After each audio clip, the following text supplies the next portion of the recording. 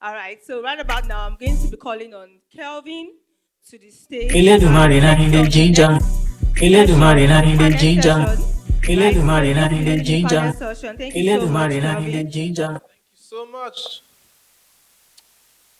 Hey, everybody. So, um, this is the panel session. So, this session is going to be, it's going to be me sitting. Thank God. And we're going to have a panelist. We're going to be talking on the topic, the state of web dev in Africa. All right. So, I'm going to ask questions as a good moderator, an accurate timekeeper, because you all know I like keeping to time, so they have to keep the time. Yeah. So let's give it up for our first panelist, Damilola.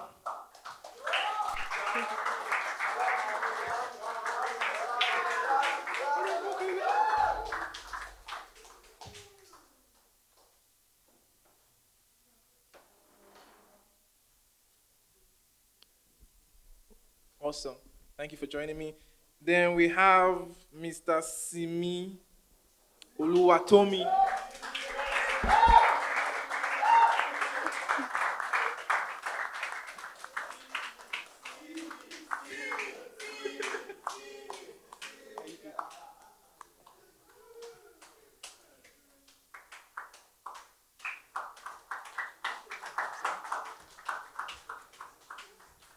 Thank you, sir. Then next we have our very own captain, Emmanuel Ebo.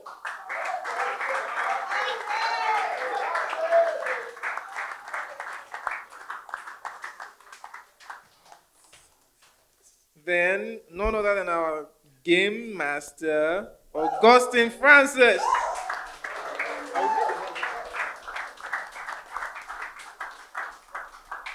Then last but not the least, Elijah Hastro.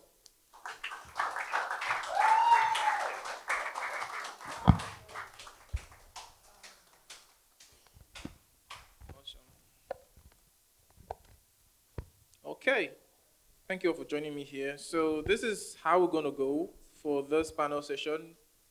We're aiming for 25 to 30 minutes. I'll ask them a couple of questions, they answer, taking turns. There may or may not be a little bit of debacle going on, or spice. Won't be for me because I'm neutral, I'm taking a neutral position for this one. And 25 minutes. We're going to start with each of the panelists introducing themselves so you know, you have context when they answer the questions I have. And also you all would ask questions, 5 to 10 minutes as well. Sounds good? All right, let's do it. So we're going to start from Elijah. Is going to tell us who is. Yeah. Don't hug the mic though. Okay. Good morning, everyone. My name is Elijah. I'm a software engineer and the lead software developer at Kudium. And I think that's everything about me. All right. Let's applaud him. Great. Hello, everyone. My name is Augustine Francis. I'm the game master and an AI engineer, founder of School of AI, and it's good to be here. Good morning, everyone. My name is Simi Oluwatomi. I'm currently a senior developer at Rust Technologies. Thank you. Awesome. Applauding. Nice. Good morning, everyone. My name is Emmanuel Onyeka Ebo. I'm a software engineer, mainly working on full stack applications using Marin Stack. And on the side, I also do documentation.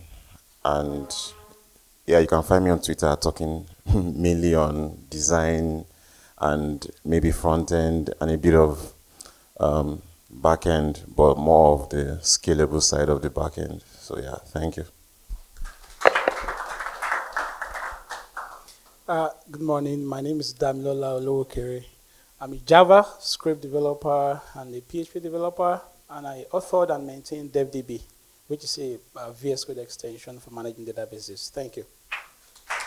Awesome. So now that we have all been acquainted with my panelists, let's get it started. So Earlier we were discussing something, and if you follow me online, you know I am of the opinion that when you get started with web dev, you shouldn't start learning front end or back end.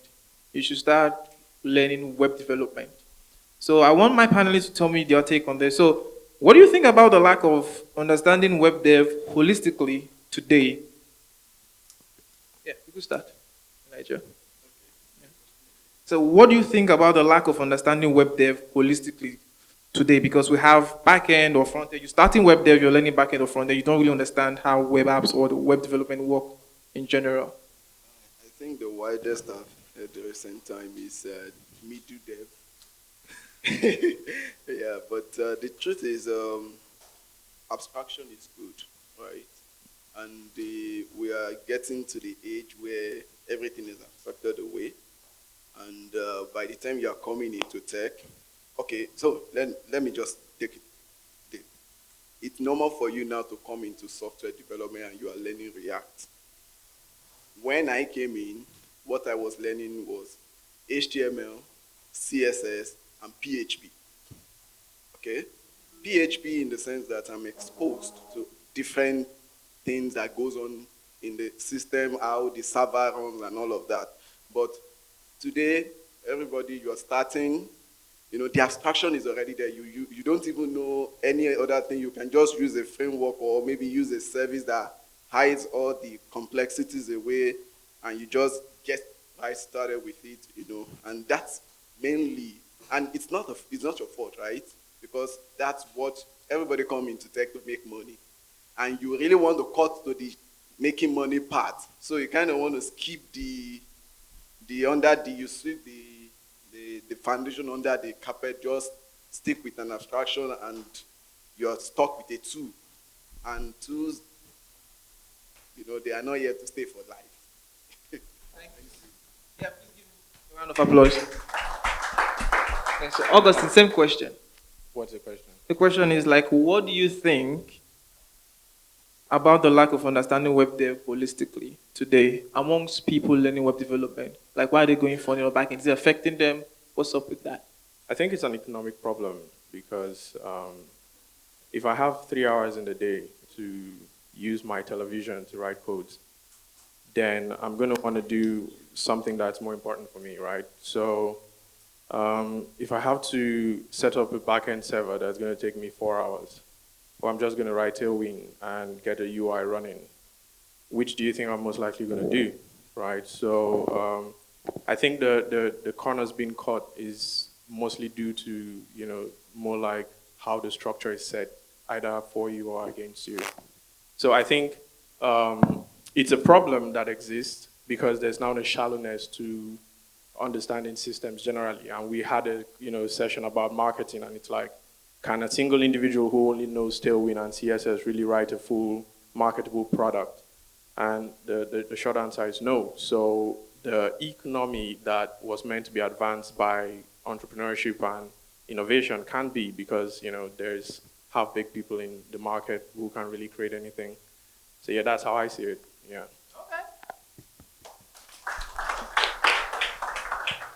So I would, based on their previous answers, I would like to approach it from a different perspective, and I look at it as foundations.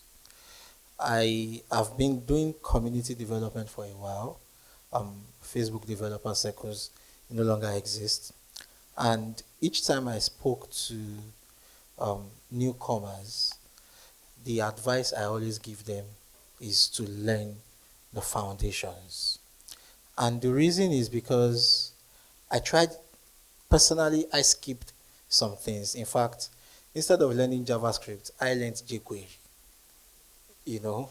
For people who know jQuery, you would know that it is JavaScript, but it's not exactly JavaScript. So what happened was that when ES6 came out, I just could not understand it. In fact, arrow functions were my biggest problem. I would copy an arrow function and paste it into Babel's homepage to transpile it back to JavaScript. I'm serious, arrow functions. And I realized that it was just the implicit return and the brackets. Like, that was the difference. So I now had to go back to learn JavaScript, not jQuery now. In fact, I did JavaScript, ES6, TypeScript, and Webpack at a stretch. Now, what that did for me was that I could look at things and understand them. Just last December, I have never written React. I converted a Next.js code base to Nuxt. I have never written Nuxt before then. So the foundations are important, and even if you can short circuit things, at some point you would need to go back to those foundations. Thank you. Thank you, Mr. Sim. Captain. Yeah, very interesting pain points raised by these previous speakers. I feel the state of web development right now, we're at a state where there's a great divide between the front-end heavy folks and, say, the server-side heavy folks. In fact, there's even a joke going around on Twitter that a lot of front-end heavy folks are scared of the server right now. And I'm wondering, like, are you not a web dev? Why are you scared of a component of web dev when you should be proficient at both ends and even the middle ends? And that's the thing. And he said something, the first speaker, he said, abstraction is good. And I wholesomely agree to that. But then, before abstraction, you should learn the bare metal before you turn to abstraction. So when you see the rise of things like meta frameworks now, Solid Start, Svelte Kits, Next.js, and you learn them, they abstract a lot of complexities for you, but then you don't have an idea what's going on under the hood. You don't know how to set headers for a good fetch call, or you don't know how to even connect, like, you know, that's why I always give props to the Laravel folks, because you know, these guys have a stable framework. They are dealing with things from the low-level side of things. I remember when I was touching Java at first, sometime last year, and it exposed me to a lot of things that many of these meta frameworks probably abstracted away from me. So you get that point. So I was lucky enough to also learn the fundamentals first before the rise of things like meta frameworks. So please focus on that before focusing on the abstraction. Learn the fundamentals. So I think that's the fundamental solution to this problem. Thank you. Dami.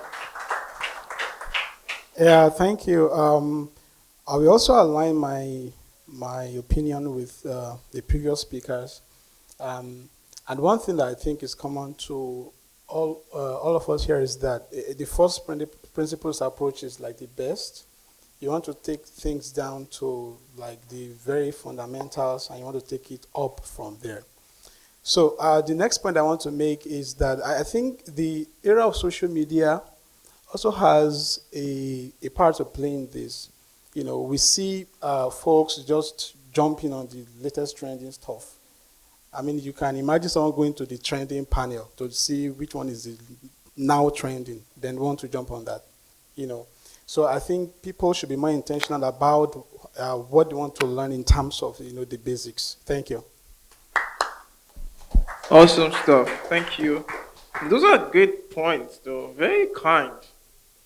Yeah, you're lucky I'm neutral. But let's move on. And I think the general sentiment is, you know, learn the fundamentals, but like Augustine said, economics, right? You got to pay bills, you know, you got to get that job, that tech money. Yeah, right? Keep the light on. You got to keep the light on.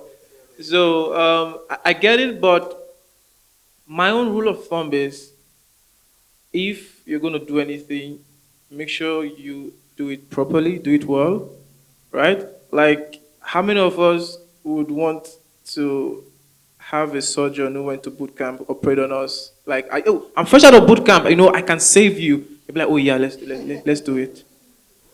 No one? Nobody. So that's just the thing because as a professional, you learn it. So that's my sentiment.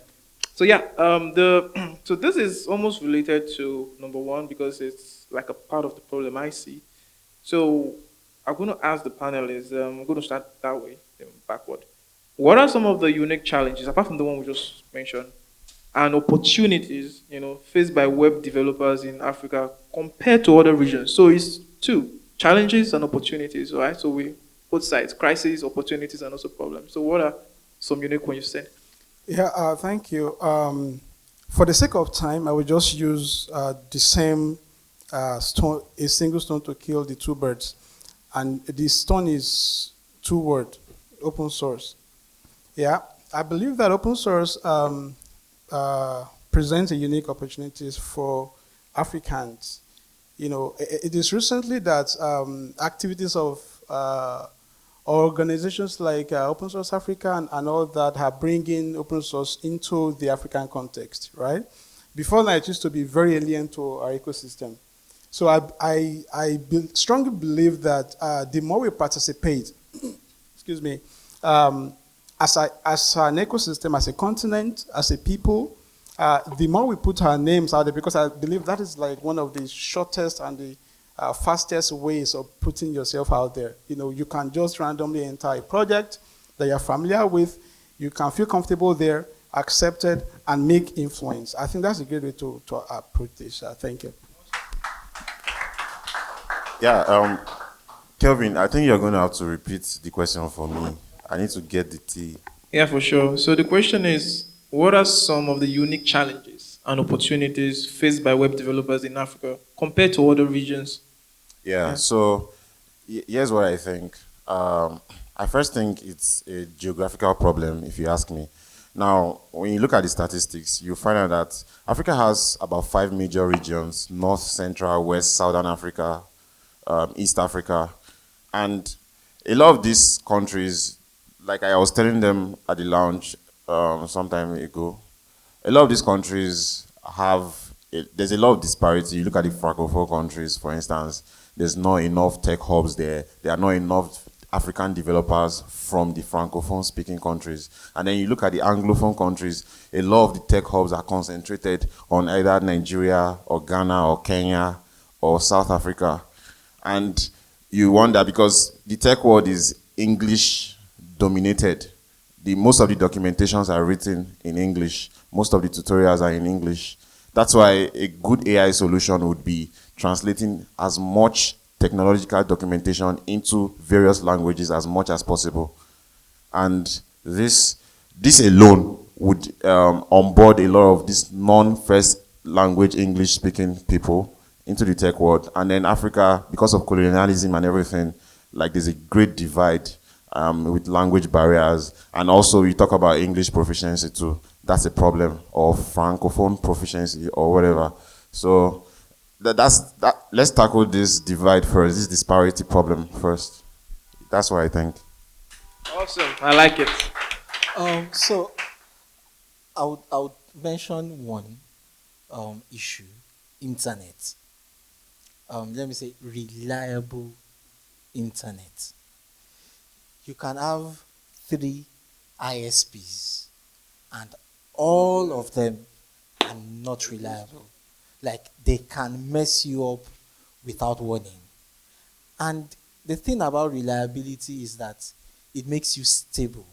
So you have 3 ISPs, you are maintaining 3 internet subscriptions just because any of them can mess you up at any time and you need to be able to switch to another service provider. So internet is a big issue. Another thing is, remember the COT, the submarine COT. I did some work in telecoms before starting software development, and believe me, that infrastructure costs a lot of money.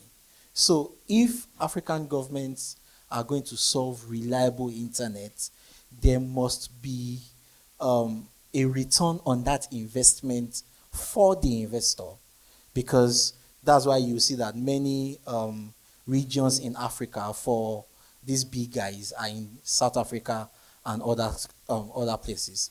Now, for opportunities, I'll be realistic that it is cheap labor. I'll be extremely realistic. Because your cost is in naira and not in dollars, you could take lesser than your European or your US counterparts regarding pay. And if you can justify the value that you bring to the table, you could make some money. Thank you. I love it. Wow, wow, wow, wow. I'm being told to be calm. Thank you. Well, I don't think open source is the way because most of the principles behind open source is to westernize. If I do an open source product that's giving me 1 billion naira a month, do you think anyone is going to follow MIT license not to steal everything and then compete with me, make it worse for me to actually run my business? I think before we start saying open source, I think we have to create our own kind of like systems that kind of reconciles with our own culture and our own insecurities to make it work. And I think in terms of the whole, internet thing, it's actually true, but how many of us are actually using the internet to build anything worth feeling like the downgrade is worse for? Most of the times, bad network meets you on TikTok, not on your VS Code. Bad network actually makes you more on your IG than when you're actually starting up a new project. So there are companies who are actually quite doing something who fall prey to that from time to time. A developer is called Hill. There's a problem, but he can't even go online because the internet is shit. Oh, pardon my German. But at the end of the day, I think we just have to look at our own, approach. For example, you're young and you go to someone who is at his mid-50s, 60s, and you're trying to pitch a business to him. And it's like, my son, I've been there before you. I don't know what you're talking about, and you need to follow. So the process is not the same. So I think if we have to solve the problems that we have, we need to look at it from our own context and recognize what it is and do it. In terms of the opportunities, I also do not agree in terms of cheap labor. I think that just creates a vulnerability where you see a lot of people complaining that at the end of the month they were not paid and they couldn't do anything about it. And you see someone from Spain paying you $500 for something he knows the minimum he's to pay is $5,000, and you're working day, night, weekends, and at the end of the day, it's like once you're fired, you can't even have a runway of 3 months before you actually crash and burn and start receiving a salary of 200K in Nigeria, and it feels like you weren't really a senior. So you see someone who finished the boot camp and got a job, I'm going to round up, and the person got maybe a gig of $3,000 for 6 months, and it felt like they were doing something major, but they lost the job and they came to reality and discovered that they're not actually senior developers, they're actually beginners. And they're now trying to struggle to Nigerian companies to hire them, but they're not really getting it because they don't feel senior enough to handle some of the tasks that Nigerian companies need them to handle, and they don't feel junior enough because the last salary they were paid is actually higher than what they are telling them 120K per month, when they look around and their gadget is already eating 120K in terms of data, and it's like, shit. So yeah, it's a skill issue. Awesome. So this was going to happen before Elijah goes. After he's done, I'm going to give rebuttal from Captain because shots were fired. Captains and Simi. No, who said open source? Okay, yes. So Dami and Simi. I like the shots to be fired. Don't put on your guns. I like it. So yeah. So again for you, the question is, what are some of the unique challenges and opportunities faced by web developers in Africa compared to others in the regions? Also, after this, the rebuttals, you all could ask questions. Cool? All right. Okay, thank you so much. I think everybody has said something and they are really great stuff, but I want to personalize them, okay? Because from my perspective, from what I have gone through, every of the problems they mentioned, they are very valid. It was when I got to university that I had access to unlimited internet access that I was able, have you been in this condition that you can download a movie, you watch it, you delete it, you go back again, you download it, or you decide not to download it again, or you can download. Oh. You know, you can Nigga, down, you can no. no, you can download movies and you can download games, and you don't really care about the size anymore. Then your curiosity level is widened, and what you could do, as before, if you want to do something, you have to limit yourself to 10 MB for 100 naira back then. But now you are in a place where you don't really care about the limit. Okay, your imagination goes wide. Okay, so access to internet really pays a lot. And about the, nobody's mentioning light. Okay, see, I can't count how many times I've lost big opportunities because of light. I can't even go into it. I think it's a shared reality. And also, when it comes to this internet as well, okay, at the end of the day, if you check them, they are all tapping from the same source, main one or maybe so once any of these source, you can what happened in Nigeria or the southern part of the Africa happened in the Western world, because if you go to this website where they show the undersea map, you see that there are so many redundancy that even if you cut down 100, they won't feel it. Okay, and in Africa, like one came down and everybody was scrambling for internet, and all of that. In fact, at the time, I could not connect to my own server in Europe. Okay, and some of us can't even use OPay, or because some of them are not even located in Nigeria. So these are things that happen. Then for open source, take it or leave it. From my perspective, it's a huge opportunity. Okay, it's very huge. From how it happened to me was the first highest pay I got was from open source. Okay, we are already underpaid. See, if you are earning $10,000 here, you're already underpaid. So there's no need to discuss it unless you are moving out of Nigeria. So I'm not going to discuss the issue of underpay or not underpay. Okay? I feel we have to be really spicy about this open source thing. If we could just allow like 2 minutes of good spice. Okay, so the thing is, what open source does. Okay, everyone learning software in Africa, or maybe that I met, they are mostly freelancing. Okay, they want to learn WordPress. They want to learn this so that they can earn money on Fiverr, on all these platforms. And what is the problem? You are writing your code. Nobody is reviewing it. You pick up bad habits. Okay, but when you are building open source project, it kind of give you this working in a team. You learn some things that in your widest imagination you won't learn. So it kind of makes yourself. You need to grow for you to demand for more. Okay, so the growth level. So open source offers a lot of growth opportunity for people coming from Africa. So that's my stake, and it's really realistic. Yeah, I like it. Yeah, so Okay, go ahead. so Fire. for the rebuttal, Yes, please. he said something about the internet. When you have access to the internet, when I mean access, I mean you are not going to a cyber cafe to buy 30 minutes time. Like, I am that old. We used to buy 30 minutes. In fact, I wrote a LinkedIn post that if I had known in my 500 level, I needed to write my thesis, and there was Push CV. I don't know if you guys remember Push CV. And then Andela, that was their first cohort. They sent me numerous emails to do their tests, and it was an IQ test. It wasn't whether you could write code, right? And each time I went to the cyber cafe and I read their email, I'll go to the test platform and I will see 2 hours test. And my time is just 30 minutes. So what happened? I didn't take the test. Guess, why didn't I buy more time? I am a student. So there is the financial aspect. So what happened?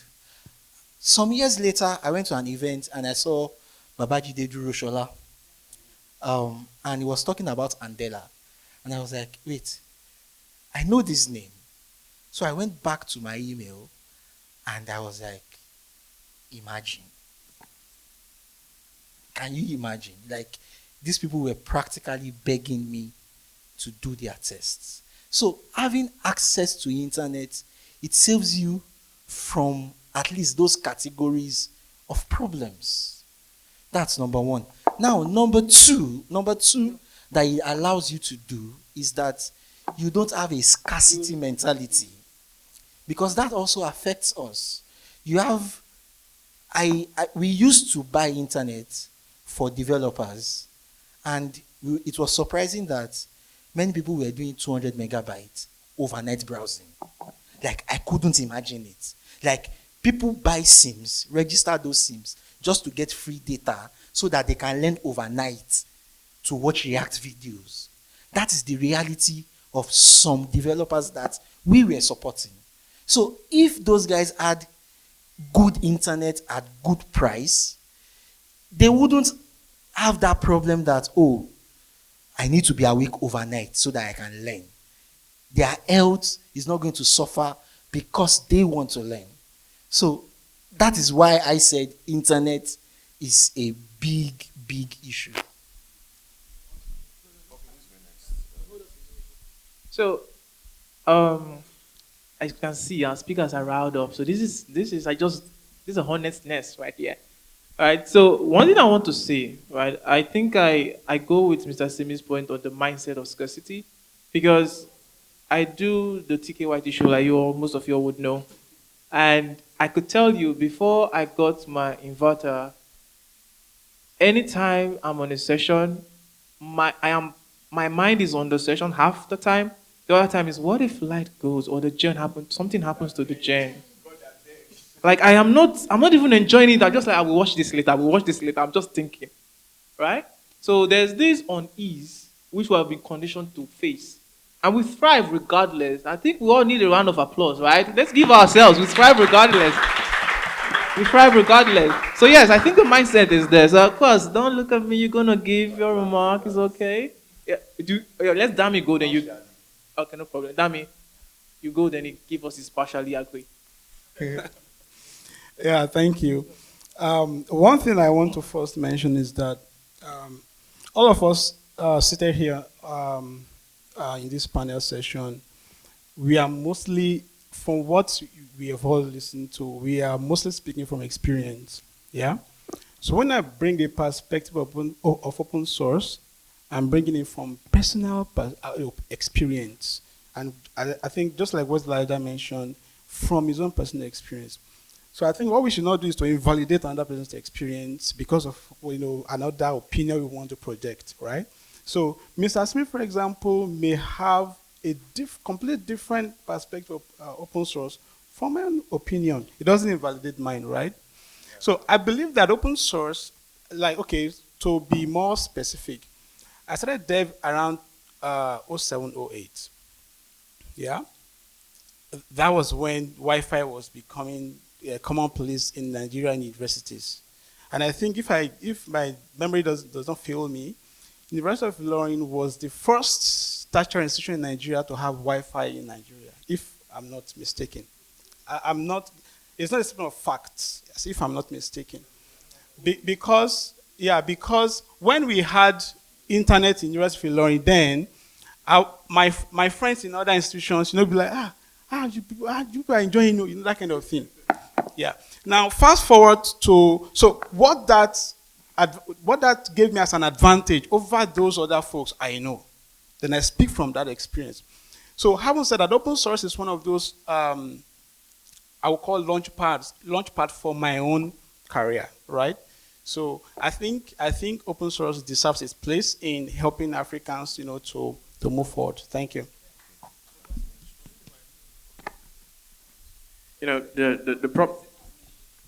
The problem with Nigerian environment is the fact that we generalize our individual experience, and because of that, it makes it very difficult to know what's system for community level growth.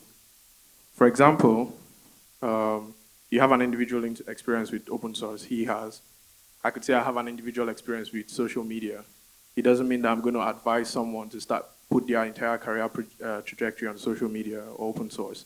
I think we need to start discussing, general ways we can create a system that caters to different people and their nuances and their individualities, rather than focusing on testimonies, just like we have from the religious context, where people serve God because of the testimony they heard last prayer meeting on Friday. I think, the issue also, from what Simi said, was more a poverty issue than an infrastructure issue. Because if I don't have, the money to buy 2 hours of light to take a test, it's not a case of data, it was a case of money, right? And if it's a case of money, then we need to think of alternatives to keep the light on that wasn't, tech inclusive. So for example, if I knew that I had to work in a bank, then I have to work in a bank to get money so that I can now pay for some other things. So, but I generally agree in terms of the scarcity mindset, man, because the chaos of the mind is literally the evidence of your environment at the end. So, there's so much for me to say, man. Like, oh my God, I wish it was Twitter space. Thank you. Yeah, the next speaker, questions from the audience. Then I ask my last question, then we'll wrap this up. Yeah, I'm going to briefly touch on the internet thing, but I'm more focused on replying to the open source thing.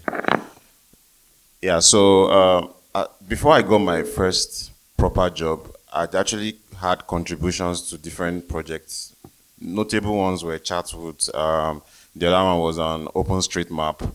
So I was an active contributor to this project, an active contributor to this project. And I can tell you for a fact that I was not contributing to this project because I was hoping to get a job, because I wasn't even expecting any job, bro. I was contributing to this project because I had free time, I was bored, and I was like, oh, this project is nice. And I was playing around with the code base, and I would submit my first PR, they would kick me like, hey, get the hell out of here, what's this? And then I would submit another one again that is more improved and all that. Before you know it, I started getting merged PRs. Like that, it was fun. To me, it was a game because I loved the project, and it gave me that adrenaline rush that, oh, to see a merged PR. Not that I was looking for a job, because no one even gave me a job from open source. But that's not the point here. So the point here is that if everyone in this room goes into open source in the hope of getting a job or whatever, you might be in for a disappointment, because that's not the reality here. And then with the internet thing, Augustine just nailed what did they say that thing? You shall get what I mean. The head on the coffin, right? Yeah. So I can tell you a number of developed countries with shitty internet. Australia is one of them. Yeah, it shocked you, right? Australia's internet is one of the worst. But you don't see Australians coming out and be like, because of internet, like they couldn't get shit done, right? They still get it done because they have all the basic infrastructure. The internet may be bad, but you can still work with it. You just might have interruptions or intermittent, whatever, right? And then, of course, provide for backup, because except in rare cases like what happened a few weeks back where all the ISPs were down, if one is not working, definitely another one should be working at that time. Well, unfortunately, I know this comes with a cost, but that's the price we have to pay, right? So it's not a fundamental issue of why web development is not really thriving as it should in Africa, okay? So that's just what I want to say. We have to navigate through these problems. You cut off. Please applaud the last speaker. I think our online family, we shouldn't forget them, our online audience, they're really having a good time. Once said, Kelvin, you stay till evening, please. I'm getting value for my time. Yeah, me too, but we got to wrap this up. So, questions from the audience. Whatever you want to ask, Okay, please, someone, mic them. See, there are questions everywhere. And 30 seconds for the answers from all the speakers. I like keeping to time. This is the best job ever. Shoot a shot. Attack them. Yes. Please do.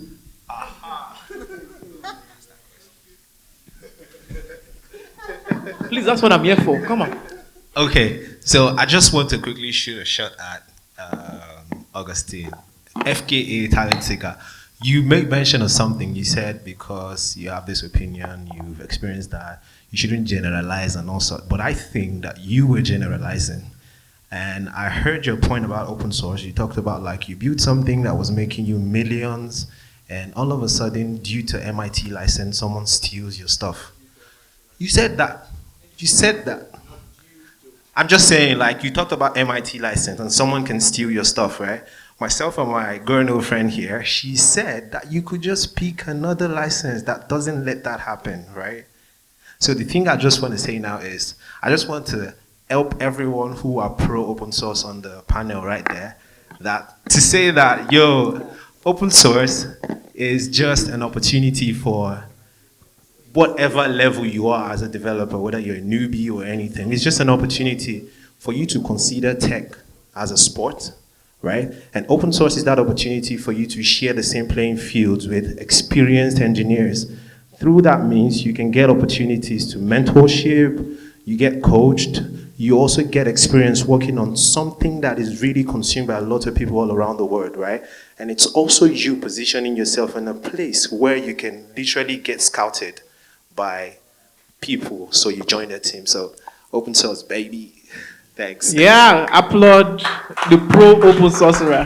That wasn't a question though, but please let's have questions. I think. Wait, hold up, hold your horses, guys. Hold up. You're gonna do what you're gonna do. Yeah, questions. There's a question over there. This is disclaimer. This is not a Twitter space. Okay. Yeah. So 30 seconds, please. 30 seconds. Ask. All right, thank you very much for this time, and also I want to thank the panel speakers for their contributions. My question, I've been in the field for say a decade now, because I started very early, and it seems when you guys were talking about the fundamentals, there was something I was expecting to hear, but then it seemed as though our definition of fundamentals need to change, because I still have the question: what are the fundamentals of web development? Because I don't believe it's JavaScript and I don't believe it's HTML. I believe this comes clear when you want to build something high traffic, something that actually has value, that competes with the likes of TikTok and the rest of them. We need to talk about a lot of things that if you don't know the fundamentals, you go out of place. So that's my question. What are the fundamentals of web dev? Web development? I like this question. So I have a lot of takers, but I'll start with the neutral person that haven't say let's do it. You first, then we'll work our way back. Okay. I will just summarize 30 my seconds. opinion of open source with these two sentences. Number one, open source presents different opportunities. No, the fundamentals of web dev. Yeah, answer his address questions. that first. Yeah, address that first. Okay. So per fundamental, I think it is contextual. I think the context decides the fundamentals, right? So if you are doing web, so for example, here is web dev, that is the context. For web, there are the basics you need to build, for example, a website or a web app. So if you learn those basics, in this context, HTML, CSS, and JavaScript, we're not talking about the full stack of your handling queues and jobs and batches and sessions, not yet. You may have an application, a web application, that you never need to batch jobs, that you never need to deal with throttle traffic. So we're not talking about the fundamentals at that stage. But the fundamentals of you launching, getting off the ground, HTML, CSS, JavaScript, I think they are fundamental to web development. Cool. Yeah, what are the fundamentals? That's a very good question. And I'll tell you something. Okay, how do I put this? Now, for instance, I would say the web is very forgiving. Man, the web is too forgiving, because right now, any Dick and Harry can write whatever thing you want to write on the web, ship it, and then it just works, right? But then when you start, getting more users and all that, you now realize that you just cooked bullshit, because you didn't take into consideration some things. For instance, you don't know when to horizontally scale a database or vertically scale a database, for instance. Or let me go to the front end now. You don't know when to use, to apply some solid principles or separation of concerns, knowing how to separate business logic away from just mere display of component UIs and all these things. And you get to see these problems as your users rise, or you start dealing with real-time users and all that. And then you realize that, yes, the web is forgiving, but at the same time, it might fail you when you don't follow the right steps. So the fundamentals are principles, actually. They are not code you write. There are principles that are applied through the code you write, through the whatever you do. So I can't, I wish I could have time to list everything out, talk about databases to the approach to server-side logic, and then down to the UI and design systems and everything. So yeah, and the best way to learn them, read enough books on the web. So, personal experience, I studied physics, right? And I tell my friends that as someone who studied physics, some of the things I define is different from the secondary school definition and primary school definition. Classic example, in secondary school you are taught an atom is the smallest indivisible part of an element, right? When you get into the higher institution, you will discover that an atom actually can be divided into many parts. So the fundamentals change as you grow. That's the biggest thing about it. So the way you look at fundamentals as a senior is that you can zoom out and begin to consider things outside what you are building. So for instance, you start looking at the HTTP specification itself. You start looking at version 1, version 1.1. In fact, sometimes you go and read the specification documents, right? You start looking at RPC. Why was RPC even invented in the first place? You start looking at the specifications for SLAs, for instance, your cloud service providers. How many connections can you make on this instance? You get? Because at your level, you need to pay attention to those little details. You get? So for me, the answer is that your fundamentals change as you grow, and that is why a senior is able to view things outside what is generally their everyday job. So as a back-end developer, you can call your front-end developer and say, okay, what's the reason why your uploads are failing? And you can troubleshoot the entire system end-to-end. But you are a back-end developer or you are a front-end developer. How do you troubleshoot end-to-end? Because you understand the system. So that is my answer to that question. Awesome. Just to add something, the fundamentals change, but it's not. It might change. I think that's a better. Yes, so it is not as if the HTML has changed. No, it is how you view those fundamentals and which ones are important to your own job. Awesome. Thank you, Augustine. Huh? Hold on. No. That's not the problem. The problem is the open source debacle. But I don't want to get into it. We gotta go.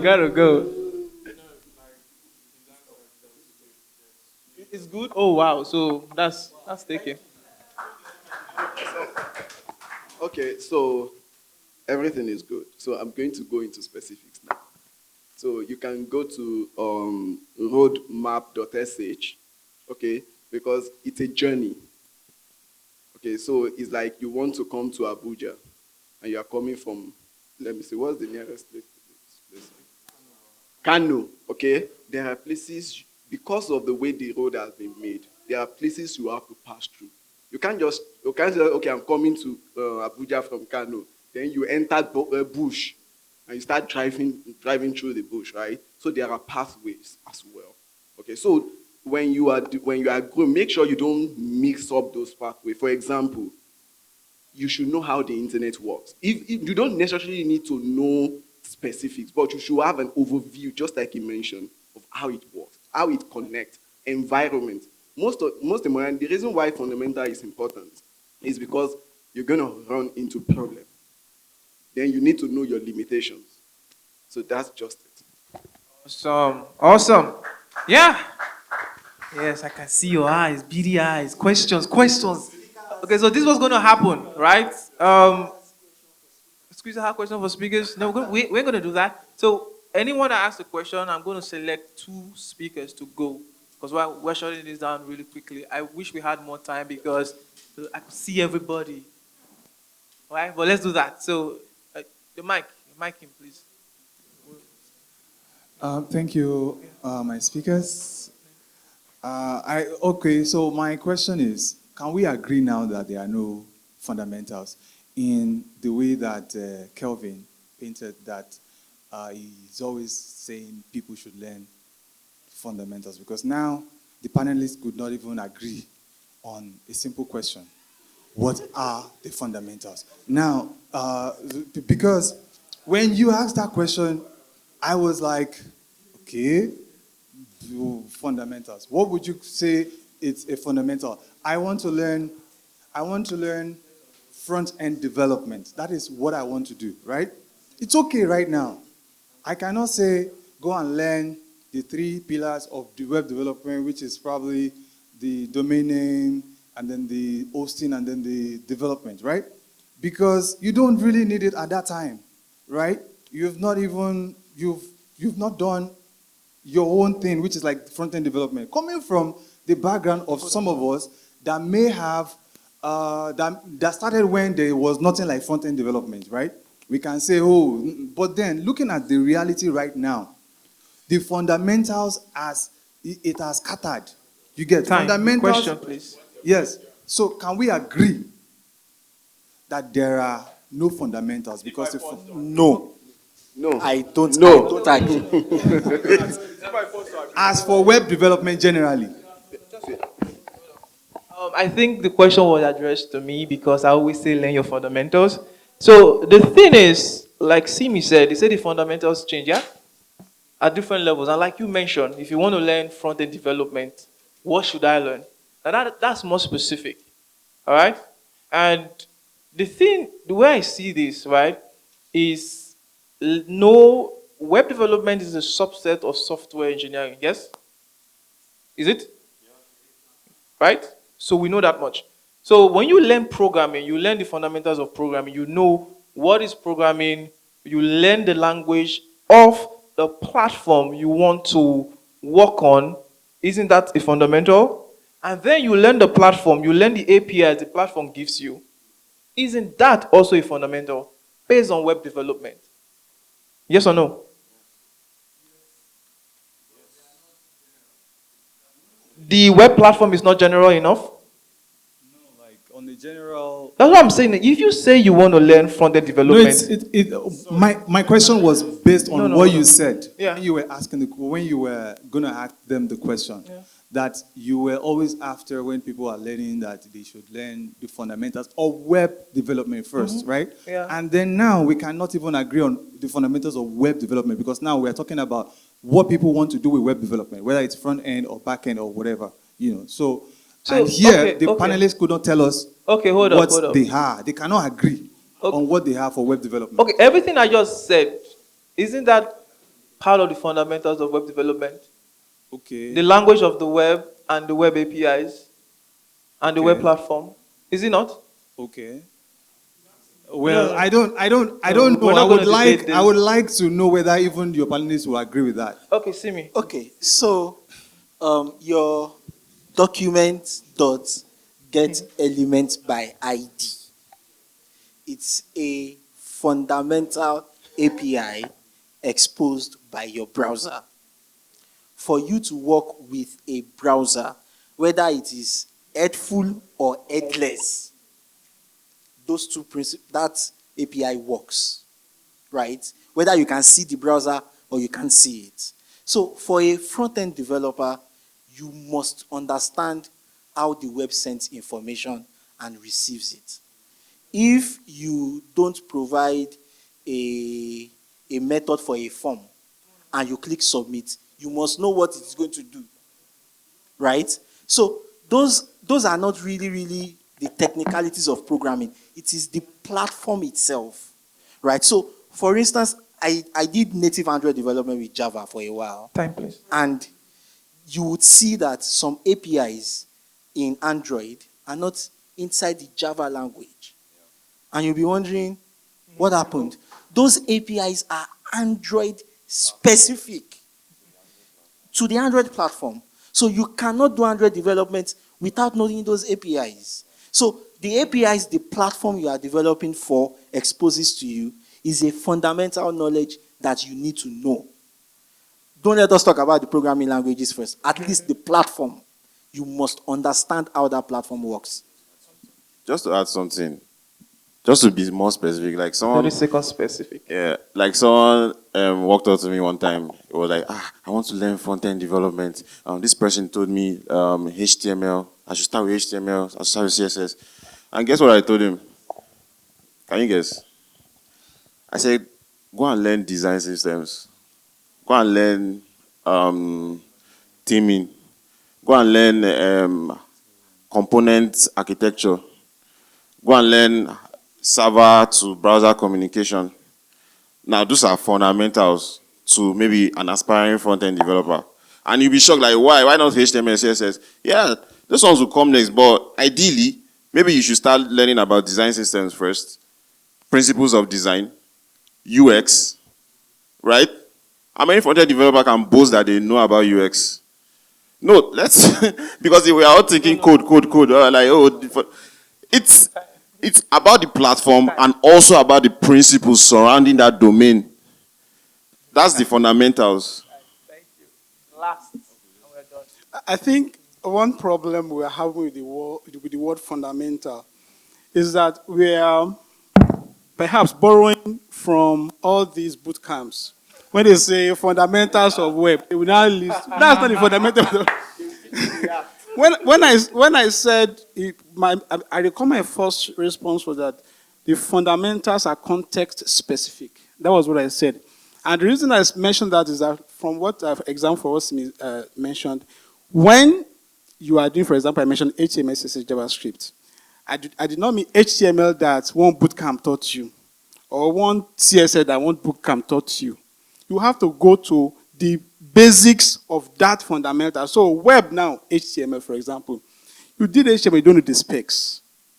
You did JavaScript, you know how, these basics work. Then you did not do, fine, for a bootcamp standard, you did fundamentals, right? But in the context of web, sir, Matt, you did not do fundamentals. Awesome. All right. Okay, that's fun. Yeah, we're wrapping it up here. I know there's still, I like ending like this. There's still underlying question. Everybody's riled up. We end here. All right? This is a good cliffhanger. So, hope you all enjoyed the session. Yes?